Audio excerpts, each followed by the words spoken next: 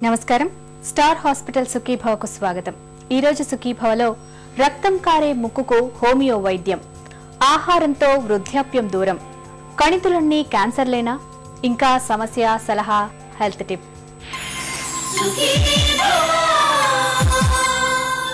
పిల్లల్లో చాలా మందికి చాలా తరచుగా ముక్కు నుంచి రక్తం కారడాన్ని మనం గమనించే ఉంటాం। పెన్సిళ్లు, పెన్ను లాంటి వాటితో ముక్కు లోపల గాయాలు చేసుకున్నప్పుడు లేదా బాగా వేడి చేసినప్పుడు కూడా ముక్కు నుంచి రక్తస్రావం జరుగుతుంటుంది। కొంతమందికి శరీర తత్వం కారణంగా కూడా ఈ సమస్య కనిపిస్తుంటుంది। ముక్కు నుంచి తరచుగా రక్తం కారే సమస్యకు హోమియో వైద్యంలో లభించే చికిత్స గురించి ఇప్పుడు తెలుసుకుందాం।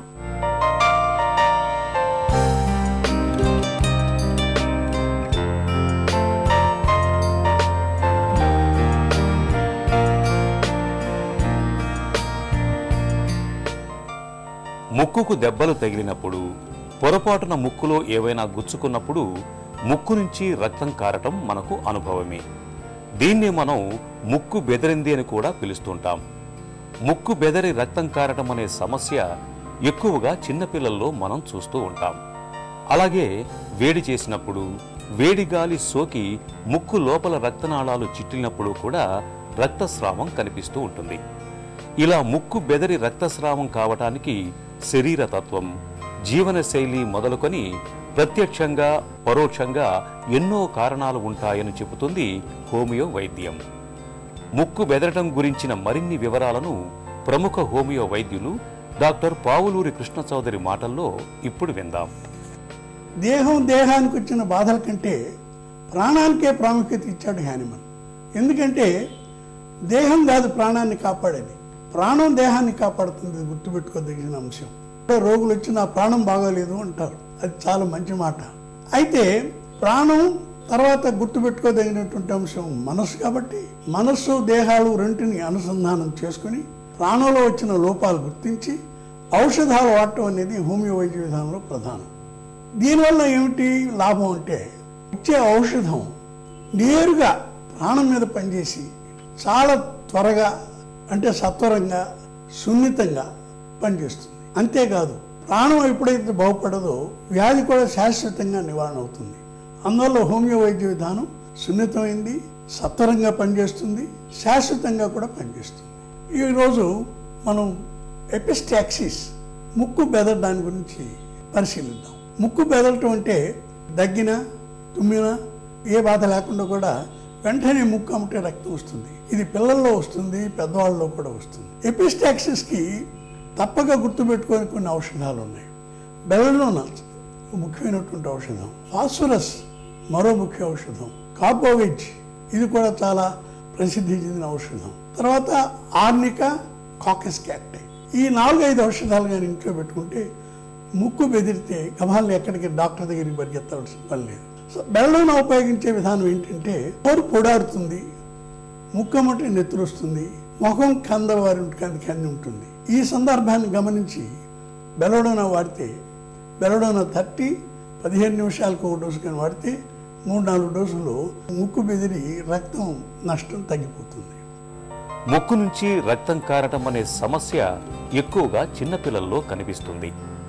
అయితే మద్యపానం అలవాటున్న వాళ్లకు కూడా చాలా తరచుగా ముక్కు నుంచి రక్తం కారుతూ ఉంటుంది। మరికొంతమందిలో ఈ సమస్య వంశపారంపర్యంగా కూడా కనిపిస్తూ ఉంటుంది।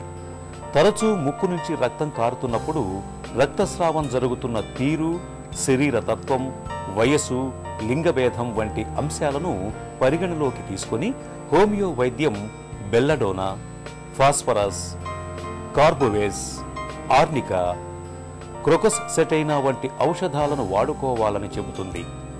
చిన్నపిల్లలకు ముక్కు నుంచి రక్తస్రావం అవుతున్నప్పుడు బెల్లడోనాను ఎంపిక చేసి వాడితే మంచి ఫలితం ఉంటుంది।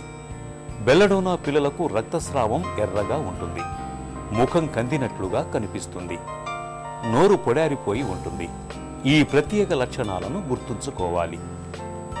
జనరల్గా ఫాస్ఫరస్ వ్యక్తులు సన్నగా ఉంటారు, నాజుగ్గా ఉంటారు, పిల్లలు కూడా అంతే, చాలా చురుకైన వాళ్ళు। తర్వాత వాళ్ళకి తేలిగ్గా జలుబు చేస్తుంది, ముక్కుల్లో పాలిప్ ఉంటుంది। పాలిప్ అనగానే మీరు ఈఎన్టీ డాక్టర్ దగ్గరికి వెళితే దాన్ని ఆపరేషన్ చేయాలంటారు। తర్వాత ఈ పిల్లలకి ఎక్కువగా ఐస్ కోల్డ్ వాటరు, ఐస్ అంటే చాలా ఇష్టం. ముక్కు బెదరటం, నెత్తురు గారడం, ఈ లక్షణాలన్నీ గుర్తించి ఫాస్ఫరస్ కానీ వాడితే మళ్ళీ తిరగబెట్టకుండా పోతుంది. అది ముఖ్యం. అప్పుడు తగ్గటమే కాదు.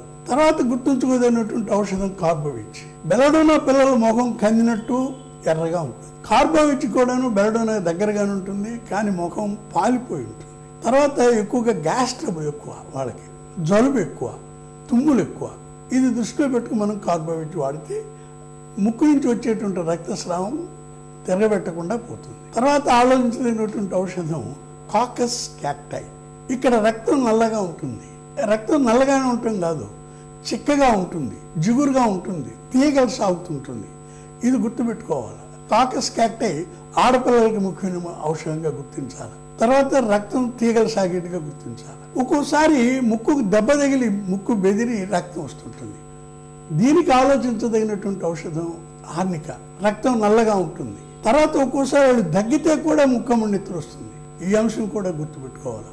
అందువల్ల బెలడోనా, ఫాస్ఫరస్, కార్బోవిచ్, ఆర్నిక, కాకస్ క్యాక్టైల్ కానీ మీరు ఇంట్లో పెట్టుకుంటే ముక్కు బెదరటం, రక్తం కారటం, ఆ ఇబ్బందులన్నీ తొలగిపోతాయి.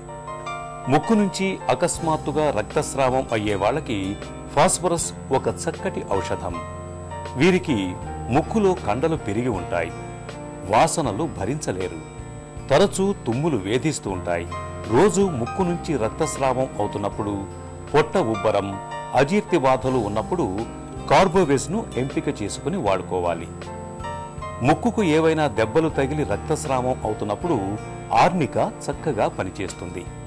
ముక్కు నుంచి నల్లటి రంగులో రక్తస్రావం అవుతున్నప్పుడు, ప్రత్యేకించి అమ్మాయిల్లో ఇలా అవుతున్నప్పుడు క్రోకస్ సెటైనాను వాడుకుంటే మంచి ఫలితం ఉంటుంది. ఈ ఔషధాలన్నింటినీ 30 పొటెన్సీలో రోజు ఉదయం సాయంత్రం పూట పెద్దలు 6 మాత్రల చొప్పున, పిల్లలు 3 మాత్రల చొప్పున వాడుకోవాలి.